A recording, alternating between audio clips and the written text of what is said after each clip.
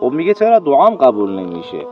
میگم که داری حرام میخوری، حرام مینوشی، حرام میکشی، حرام میپوشی. اون موقع میگی چرا دعام قبول نشد؟ خب طبیعتا قبول نمیشه.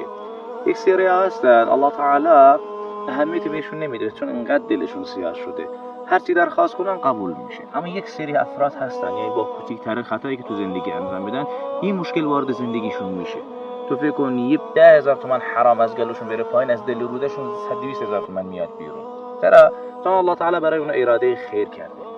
این افراد لازمه وقتی دعا کردن مخصوصا استغفار کنن و در حالت کلی وقتی میبینن دعاشون قبول نمیشه، هر چقدر دعا میکنن هیچ کدوم مستجاب نمیشه، لازمه یه حسابرسی خودشون انجام بدن ببینن کجا دارن اشتباه میکنن.